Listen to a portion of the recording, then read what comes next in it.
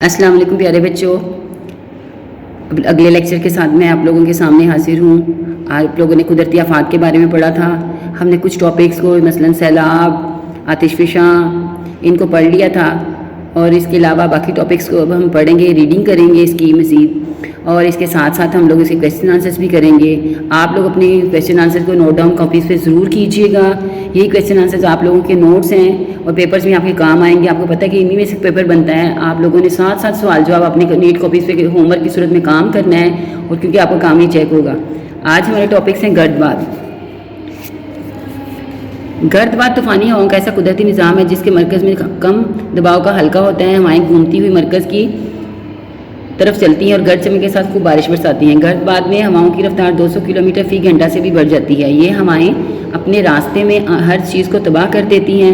گرد باد مختصر وقت میں موسلا دھار بارش برسانے کا سبب بنتے ہیں، جس کی وجہ سے سیلاب آ جاتے ہیں، جانی مالی نقصان ہوتا ہے۔ سب سے زیادہ نقصان ساحلی علاقوں میں ہوتا ہے، جہاں گرد باد کی وجہ سے سمندر میں اٹھنے والی طوفانی لہریں بڑے پیمانے پر جانی و مالی نقصان کا سبب بنتی ہیں۔ پاکستان میں گرد باد۔ پاکستان کے جنوب میں بحیرہ عرب واقع ہے، جو بحر ہند کا حصہ ہے۔ یہ علاقہ دنیا میں گرد بادوں کی تخلیق کا اہم علاقہ ہے۔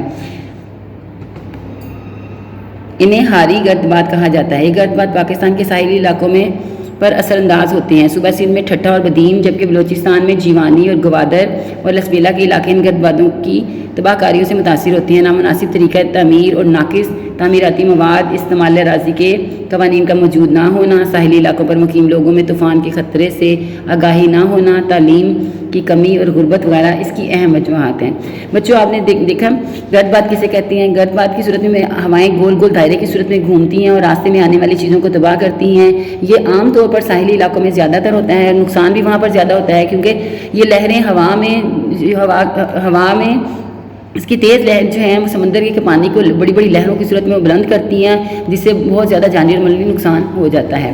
حفاظتی اقدامات۔ اب ہم ان حفاظتی اقدامات کے بارے میں پڑھیں گے، جن کو اپنا کر اس سے ہونے والی تباہی کو ہم لوگ کم سے کم کر سکتے ہیں۔ خطرے سے پیشگی آگاہی کا مربوط نظام قائم کیا جائے، جیسے گرد باد کی انتباہی اطلاع موصول ہو، یعنی وارننگ اس کی موصول ہو۔ مال، مویشی اور گھریلو سامان کو محفوظ علاقے کی طرف منتقل کیا جائے۔ ایک مربوط انخلائی منصوبہ اور طریقہ کار طے کیا جائے۔ خطرے کے علاقے میں رضاکاروں کو متحرک کیا جائے۔ انخلاء کی صورت میں، انخلاء کا مطلب ہوتا ہے، میں نے آپ کو پہلے بھی بتایا تھا، لوگوں کو اس علاقے سے نکالنا، خالی کرنا، اس علاقے کو گھروں کی بجلی اور گیس کی سپلائی منتقل کر کے انہیں مکفل کر دیا جائے، یعنی بالکل ان کو بند کر دیا جائے۔ گرد باد کے خدشے اور آفت کا تخمینہ اور خطرے کا نقشہ تیار کیا جائے، تاکہ آفت کے پھیلاؤ، شدت اور خطرے سے ممکنہ طور پر متاثر ہونے والے افراد، مویشیوں، فصلوں اور بنیادی ڈھانچوں کا اندازہ لگایا جا سکے۔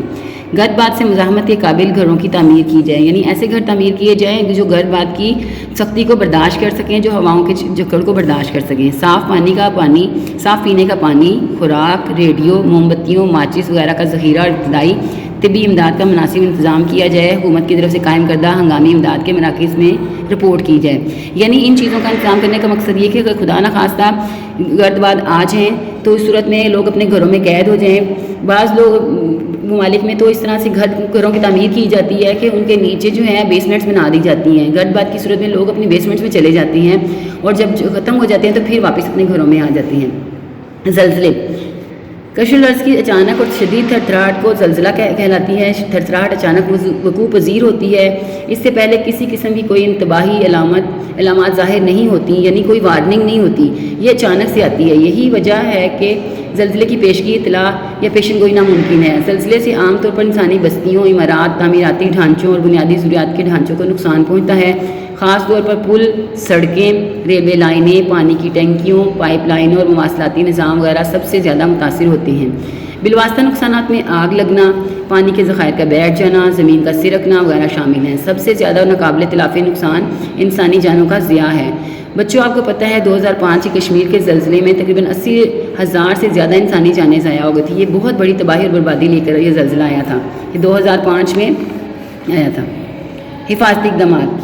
زلزلے کی صورت میں جو حفاظتی اقدامات اب ہم ان کے بارے میں پڑھیں گے۔ زلزلے سے ہونے والے نقصانات کو کم تر سطح پر رکھنے کے لیے سب سے اولین ترجیح زلزلے سے متعلق لوگوں کو آگاہی دینا ہے۔ 3 اقدامات پر عمل درآمد کیا جائے۔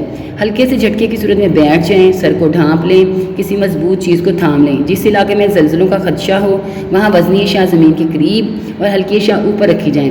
گھروں کی بجلی، گیس اور سپلائی کو ہنگامی حالت میں بند کرنے کا طریقہ سیکھیں۔ اگر آپ گھر سے باہر ہیں تو بجلی کی تاروں، اونچی عمارات اور کسی بھی ایسی چیز سے دور کھلی جگہ رہیں جو آپ پر گر سکتی ہے۔ ریڈیو سیٹ آن رکھیں اور حکومتی ہدایات پر عمل کریں۔ چھوٹی موٹی آگ کو فوراً بجھائیں۔ گھر کو چیک کریں کہ آیا کوئی نقصان تو نہیں ہوا۔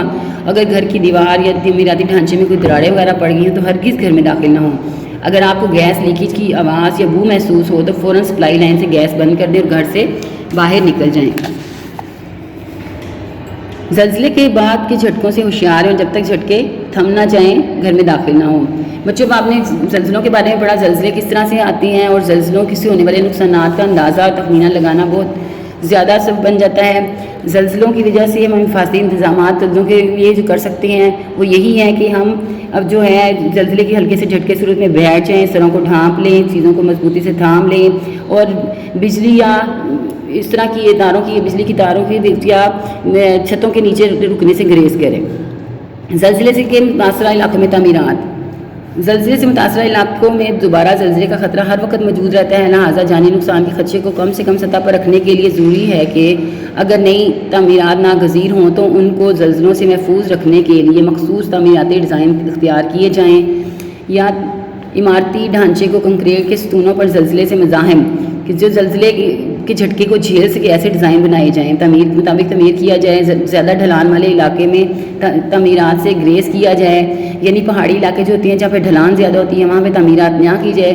ممکنہ حد تک چھتوں کی تعمیر میں وزنی مواد نہ استعمال کیا جائے، یعنی ہلکے مواد کی چھتیں استعمال کی جائیں جو زلزلے کے جھٹکوں کو سہ سکے، جس سے زیادہ نقصانی نہ ہو۔ پاکستان میں زلزلے۔ پاکستان ارضیاتی لحاظ سے ایک متحرک خطے میں واقع ہے جہاں 3 مختلف ٹیکٹونک پلیٹیں ایک دوسرے پر مرتکز ہو رہی ہیں۔ انڈین پلیٹ شمال میں یوریشین پلیٹ سے اور مغرب میں عربین پلیٹ سے ٹکرا رہی ہے، جس کا نتیجہ شمالی قراقرم اور ہمالیہ کے پہاڑی سلسلے اور مغرب میں کوہ ہندوکش کے پہاڑی سلسلوں کی تشکیل ہے۔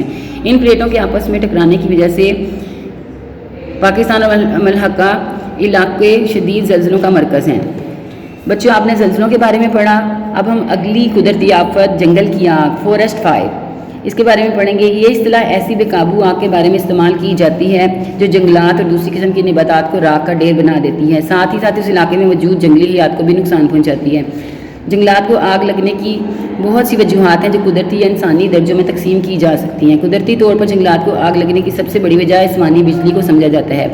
آج کل اس آگ کی سب سے بڑی وجہ خود انسان ہے۔ انسانی وجوہات میں حادثہ، غفلت یا مجرمانہ حرکات ہیں۔ جنگل میں لگنے والی آگ سے جنگل کا حیاتیاتی نظام بری طرح متاثر ہوتا ہے۔ جنگل کے نزدیک بستیوں میں جانی مالی نقصان ہوتا ہے۔ زرعی پیداوار مثلا لکڑی، پھل اور فصلوں کو نقصان پہنچتا ہے۔ ارد گرد کے علاقوں کے درجہ حرارت میں اضافہ ہو جاتا ہے۔ ماحولیاتی آلودگی میں اضافہ ہوتا ہے۔ انسانی صحت اور معاشی سرگرمی پر منفی اثرات مرتب ہوتے ہیں۔ پانی کے اکٹھا ہونے کے علاقے متاثر ہوتے ہیں۔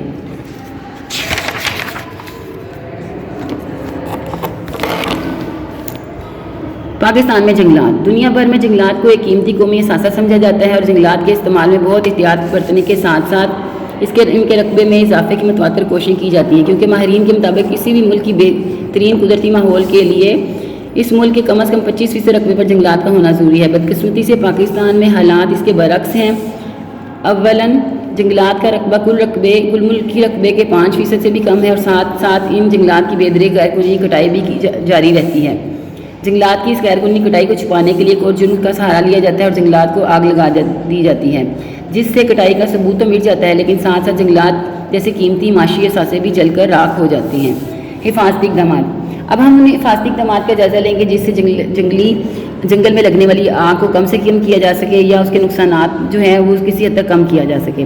جنگلات کی آگ کے 52% سے زیادہ واقعات انسانی وجوہات کی بنا پر رونما ہوتی ہیں، چاہے وہ مجرمانہ غفلت ہو یا محض ایک حادثہ۔ لہٰذا جنگلات کو آگ لگنے سے بچانے کی اہم ذمہ داری بھی انسان پر ہی عائد ہوتی ہے، یعنی انسان اپنی غلطیوں اور کوتاہیوں کی وجہ سے ہی جنگلات میں آگ لگانے کا سبب بنتا ہے۔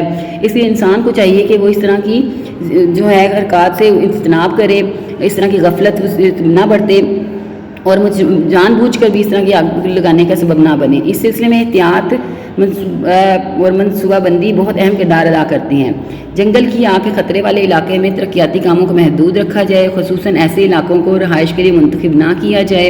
تعمیراتی کاموں میں آگ سے مزاحم مواد استعمال کیا جائے، یعنی ایسا مواد استعمال کیا جائے جس پر آگ بھڑکنے کا خدشہ نہ ہو، مطلب لکڑی کی چھتیں نہ بنائی جائیں اس سے، کیونکہ لکڑی جو ہے آگ کو جلدی کر لیتی ہے، اس لیے ایسے علاقوں میں لکڑی کی چھتوں وغیرہ کا استعمال نہ کیا جائے۔ جنگلات کے ارد گرد سے جھاڑیاں، چھوٹے درخت، سوکھے پتے اور ٹوٹی پھوٹی ٹہنیوں کے علاوہ کوڑا کرکٹ کے ڈھیر صاف کیے جائیں۔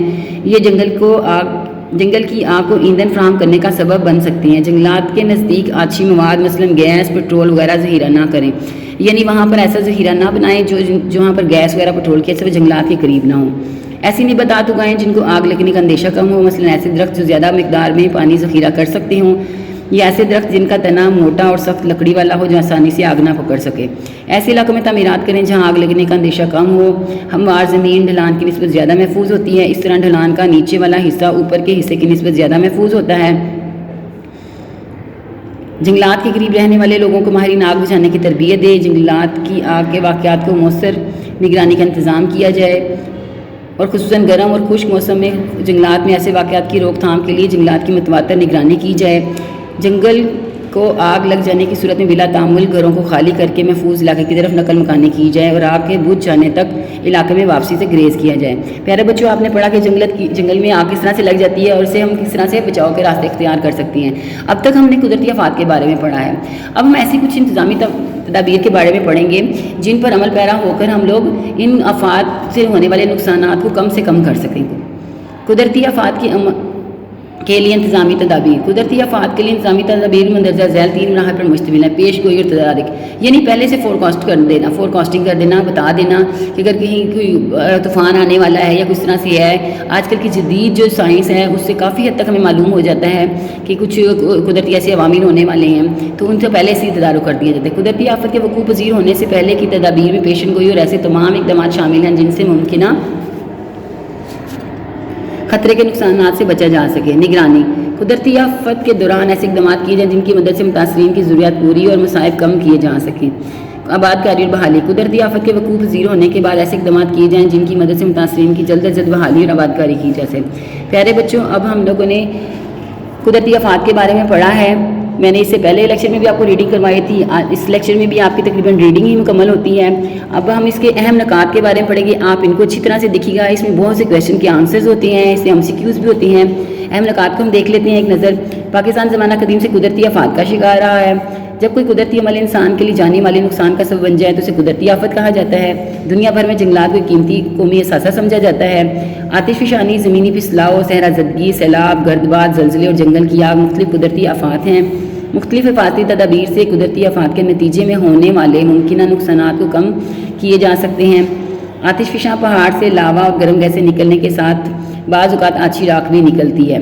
بچوں، اب تک ہم لوگوں نے لیکچر میں سارا ریڈنگ کر لی ہے، آپ اس کی دوبارہ ریڈنگ کیجیے گا، اچھے طریقے سے اسے پڑھیے گا، اور اس میں سے اہم پوائنٹس ہیں انہیں یاد کرنے کی کوشش کیجیے گا۔ نیکسٹ لیکچر میں آپ لوگوں کو میں کویشچن آنسر کرواؤں گی، آپ لوگوں کو مشق سوالات کرواؤں گی، اور MCQs وغیرہ سارے کروا دوں گی۔ آپ لوگ اچھی طرح سے اپنے اسباق کو پڑھیں، اچھی طرح سے کریں، اور جو کویشچن آنسر میں آپ لوگوں کو لکھواتی ہوں، نشان لگواتی ہوں، آپ لوگ اسے اپنی کاپیز پہ ضرور نوٹ ڈاؤن کریں۔ آپ کا کام چیک کیا جائے گا۔ یہی کویشچنز ہیں آپ لوگوں کو امتحانات میں بھی آئیں گے انشاءاللہ تعالیٰ۔ اگلے لیکچرز میں آپ لوگوں کے ساتھ ملاقات ہوگی، تب تک کے لیے خدا حافظ۔ اپنا کام ضرور کیجیے گا، اسٹے ہوم، سیف رہیے گا۔